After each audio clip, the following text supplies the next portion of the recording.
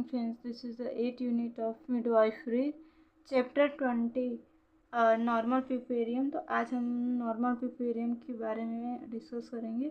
तो सबसे पहले इसका इंट्रोडक्शन जान लेते हैं कि नॉर्मल पिपेरियम होता क्या है। तो ये पिपेरियम जो होता है वो बेबी के बर्थ के बाद की वो ड्यूरेशन होती है जिसके दौरान जो फीमेल होती है उसके जो जेनाइटल ऑर्गन्स होते हैं वो फिर से वापस अपने पहले वाली स्थिति में आ जाती है जैसे कि डिलीवरी से पहले थी।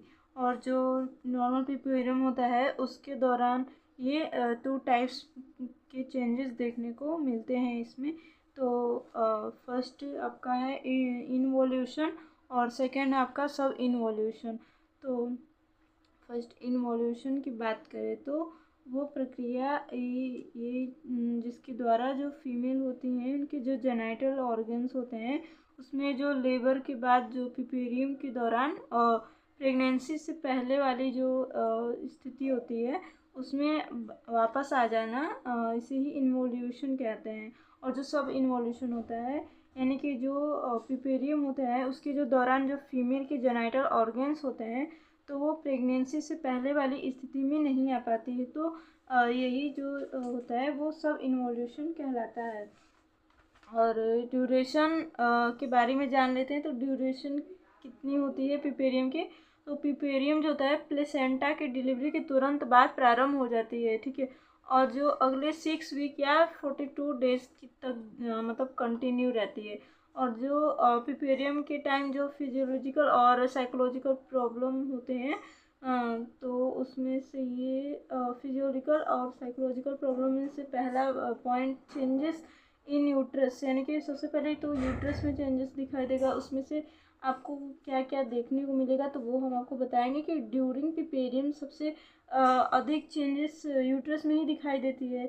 और डिलीवरी के तुरंत बाद यूट्रस का जो वेट होता है तो वो 900 से 1000 ग्राम होता है, जो कि पिपेरियम की मतलब जब एंड होता है तो उसमें जैसे घट जाता है तो वो 60 ग्राम हो जाता है। और जो आफ्टर डिलीवरी यूट्रस की जो लेंथ होती है, लंबाई चौड़ाई और ऊंचाई, तो वो जो लंबाई होती है 20 सेंटीमीटर होती है, चौड़ाई जो 12 सेंटीमीटर और जो ऊंचाई होती है उसका वो 8 सेंटीमीटर होती है, जो कि पिपेरियम की मतलब एंड होता है तो उस टाइम पे घट के 7.5 आपका लंबाई हो जाएगा और 5 सेंटीमीटर आपका चौड़ाई हो जाएगा और जो ऊंचाई है वो 2.5 सेंटीमीटर रह जाता है।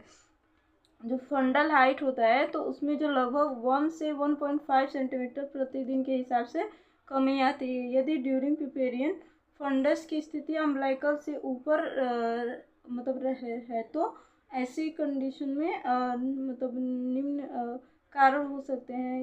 इसके क्या क्या कॉज हो सकते हैं तो उसमें रिटेन प्लेसेंटा यानी कि यूट्रस में प्लेसेंटा का कुछ भाग का रह जाना और जो ब्लैडर में भरा रह जाने के कारण जो यूट्रस का डिस्प्लांटमेंट हो जाता है, ठीक है। और जो सेकंड पॉइंट है चेंजेस इन सर्विक्स, यानी कि सर्विक्स में भी कुछ चेंजेस देखने को मिलता है। तो इसमें ये है कि डिलीवरी के जो तुरंत बाद जो सर्विक्स होता है वो सॉफ्ट और फ्लैवी होता है। तो वो सर्विक्स का जो कॉन्ट्रैक्शन वो धीरे धीरे होता है, ठीक है। और कुछ दिनों तक जो सर्विक्स होता है उसका एक्सटर्नल ऑस डायलेट होता है, हाँ। और इसमें जो 2 फिंगर जब हम लोग प्रविष्ट करेंगे तो 1 वीक के बाद ये अधिक कॉन्ट्रैक्ट होने लगती है, ठीक है। और जो सर्विक्स कभी भी जो प्रेगनेंसी से पूर्व वाली मतलब जो स्थिति है उसमें नहीं आ पाती है तो इसमें एक्सटर्नल ऑस यानी कि नली प्रोसेस वुमेन की तुलना में अधिक चौड़ा होता है।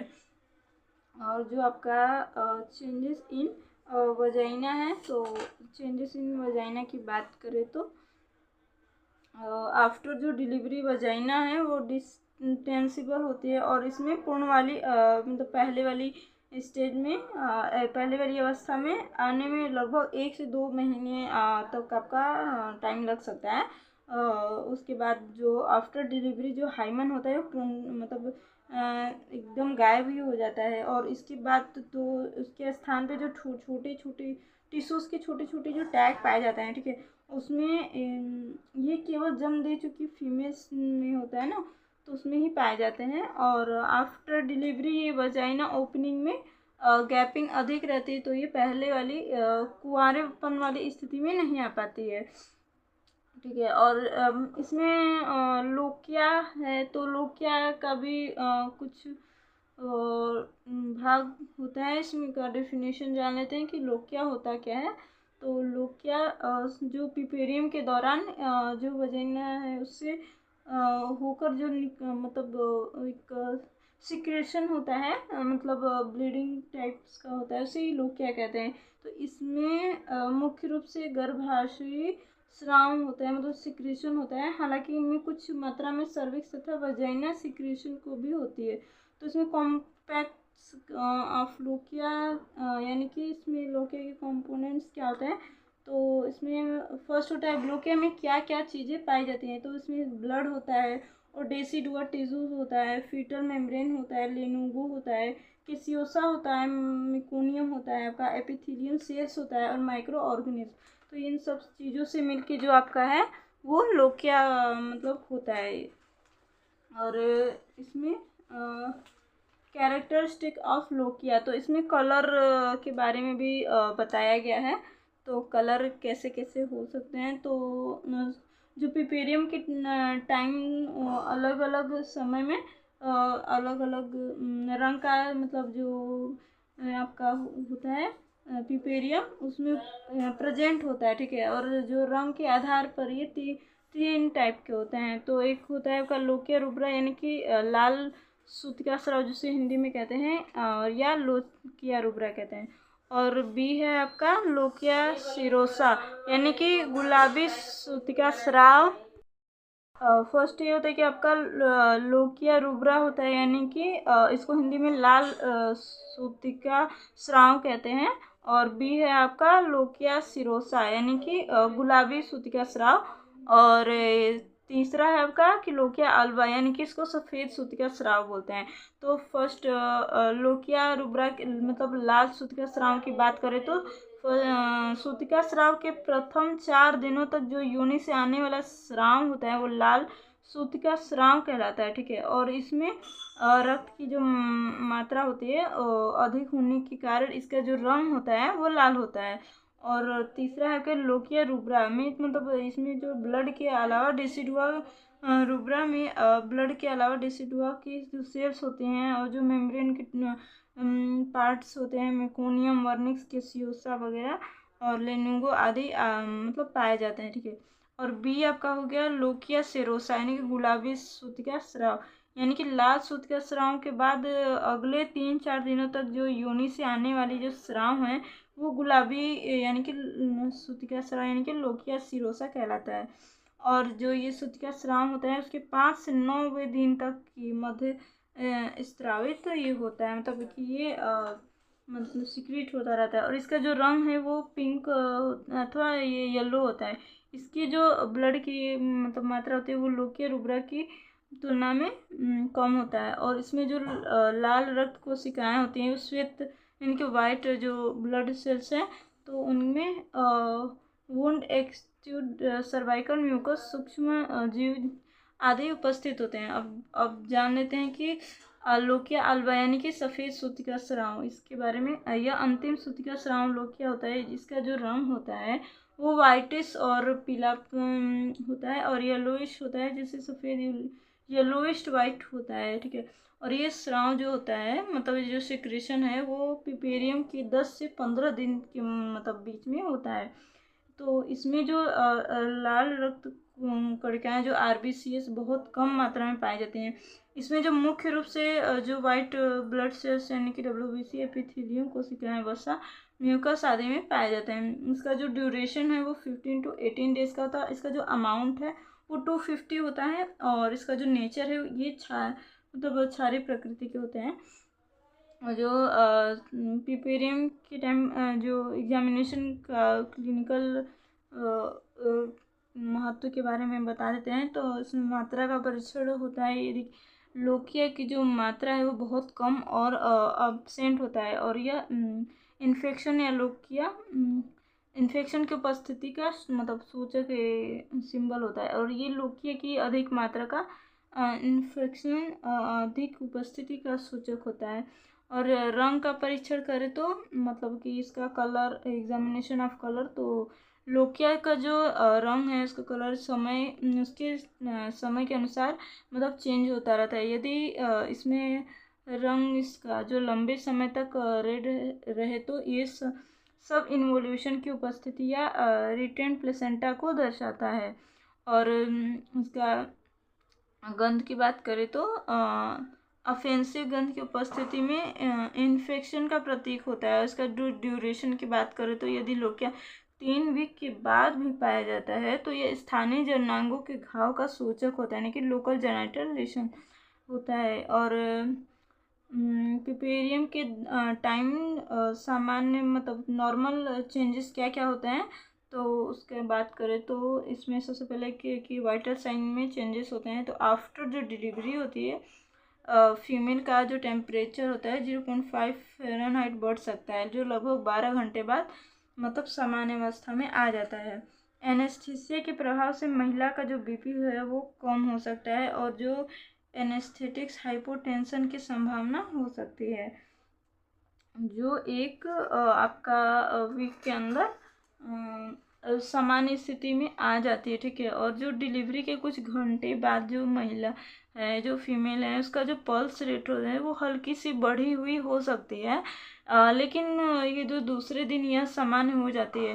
फिर कार्डियोवास्कुलर जो होता है सिस्टम, उसमें चेंजेस देखने को मिलता है। तो उसमें क्या क्या होता है, ड्यूरिंग प्रेगनेंसी जो ब्लड वॉल्यूम है उसमें लगभग 30 से 40% की वृद्धि होती है, जो सूतिका अवस्था के दौरान पुनः पूर्व वाले लेवल पे आ जाता है, ठीक है। और जो कार्डियक आउटपुट आपका 60% बढ़ जाता है और 1 वीक के अंदर ही अभी सामान्य अवस्था में आ जाता है। हीमोग्लोबिन जो सांद्रता है वो 3 से 4 दिन तक कम हो जाती है और सूतिका अवस्था की समाप्ति तक यह भी सामान्य हो जाता है। WBC की 30,000 से mm3 ऑफ ब्लड तक पहुंच जाती है, जो कि 5 से 7 दिन तक सामान्य हो जाती है। और यदि यह सामान्य नहीं हो तो यह इन्फेक्शन का सूचक है। मतलब ये चेंजेस इन डाइजेस्टिव सिस्टम में क्या क्या चेंजेस होते हैं, तो वो लेबर प्रोसेस के दौरान जो फ्लूइड होता है वो लॉस होने के कारण तो पिपेरियम के प्रारंभिक समय में जो फीमेल होती है उसको अधिक प्यास तो लगती ही है। और लोकिया तथा फ्रीक्वेंसी ऑफ यूरिनेशन के कारण जो फ्लूइड है वो लॉस होने के कारण मतलब अत्यधिक ज़्यादा मतलब प्यास लगेगी। और कॉन्स्टिपेशन की भी शिकायत रहती है फीमेल में। और स्किन चेंजेस में क्या क्या देखने को मिलता है, तो आफ्टर जो डिलीवरी होती है वो क्लाज्मा ग्रेविडेरम जो स्टार्ट हो जाती है और लीनिया नाइग्रा की डिलीवरी के बाद गायब हो जाती है, मतलब स्टार्ट हो जाती है। और थर्ड है कि after delivery static gravidarum white या सिल्वरी हो जाती है, जिन्हें कि स्टैटिक एम्बिकेंस कहते हैं। वेट लॉस की बात करें तो यूटेराइन कॉन्ट्रैक्शन गर्भाशय घटक के निकलने के अलावा जो पिपेरियम के दौरान लगभग 2 kg जो आपका वेट है वो कम हो जाता है। Changes in respiration after delivery fundal height आपका जो है वो कम हो जाने के कारण डायफ्राम जो अपने पूर्व वाली स्थिति में आ जाती है, जिससे कि जो श्वसन प्रक्रिया है तो वो उससे संबंधित समस्या दूर हो जाती है। लाइटनिंग के बाद भी जो फीमेल होती है उसको राहत मिलती है। और लैक्टेशन आफ्टर डिलीवरी 2-3 दिन तक तो जो स्रावित होने पर धीरे धीरे कोलेस्ट्रॉल की मात्रा धीरे धीरे तुलनात्मक कम हो जाती है। कोलेस्ट्रॉल की बात करें तो कोलेस्ट्रॉल की मतलब आफ्टर जो डिलीवरी होती है 2 से 3 दिन तक तो मतलब जो माँ का पहला गाढ़ा दूध होता है तो उसी को कोलेस्ट्रॉल कहते हैं। और इसका क्या क्या एडवांटेज विशेषताएं इसमें क्या क्या होते हैं, तो ये गाढ़ा पीले रंग का होता है, ये सीधी और जो कि डिलीवरी के 2 से 3 दिन तक स्रावित होता है। इसकी जो मात्रा होती है वो कम होती है, जो नवजात के लिए पर्याप्त होती है, ठीक है। और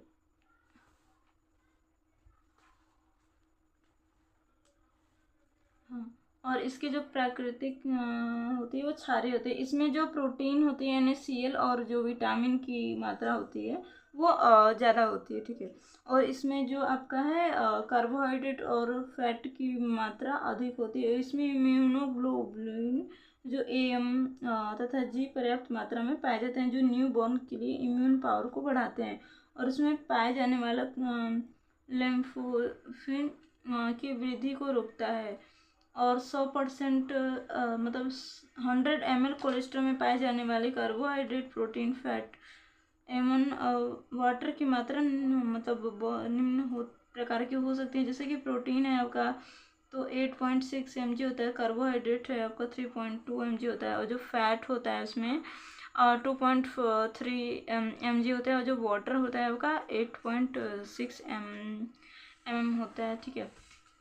और बात करें तो starting of menstrual and ovulation की बात करें तो ड्यूरिंग पिपेरियन जो आपका पिपेरियन जो मेंस्ट्रुअल साइकिल और ओवुलेशन की स्टार्टिंग होना मुख्य रूप से जो फीमेल होती हैं उनके द्वारा करवाए जाने वाले फीडिंग पर आधारित होता है। यदि महिला डिलीवरी के बाद फीडिंग नहीं करवाती हैं तो लगभग 40% जो फीमेल होते हैं उनमें डिलीवरी के लगभग 6 वीक के दौरान तथा 80% महिलाओं में 12 वीक के दौरान जो मेंस्ट्रुएशन होता है इसकी शुरुआत हो जाती है। और इसके साथ ही ऐसी महिलाएं जो अपने न्यू बॉर्न्स को मतलब ब्रेस्ट फीडिंग नहीं करवाती हैं तो उनमें ओव्यूलेशन और प्रेगनेंसी के लगभग 4 सप्ताह के दौरान प्रारंभ हो सकता है। जबकि जो ब्रेस्ट फीडिंग कराने वाली महिलाएं हैं उनमें लगभग 10 सप्ताह का बाद मतलब इससे स्टार्ट होता है। ये कहने का मतलब ये है कि जिससे कि आप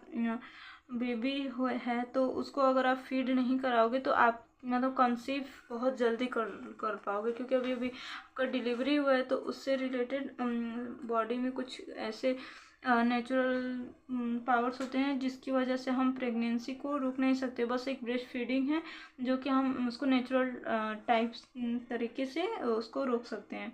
तो यही कहने का मतलब है। और जो पिपेरियम के दौरान अपने न्यू बॉर्न हुए उनको पर्याप्त मात्रा में स्तनपान यानी कि ब्रेस्ट फीडिंग कराने पर जो पीरियड्स हैं इनके मासिक चक्र और ओव्यूलेशन है यानी कि अंडोत्सर्जन का देर से प्रारंभ होना निम्न 2 तथ्यों द्वारा समझाया जा सकता है। जैसे कि प्रोलैक्टिन का बढ़ा हुआ जो लेवल होता है वो ओवेरियन कोशिकाओं का उद्दीपक हार्मोन्स FSH के प्रति अनुक्रिया करने से रुकता है। फलस्वरूप जो कोशिकाएं होती है उनकी जो वृद्धि रुक जाती है और जो मासिक चक्र है वो प्रारंभ हो जाता है। इसके साथ ही स्तनपान यानी कि ब्रेस्ट फीडिंग के कारण बढ़े हुए आपका जो प्रोलैक्टिन हार्मोन है इनमें ल्यूटेनाइन हार्मोन के स्रावण को भी कम करता है। फलस्वरूप जो ओवुलेशन नहीं हो पाता है।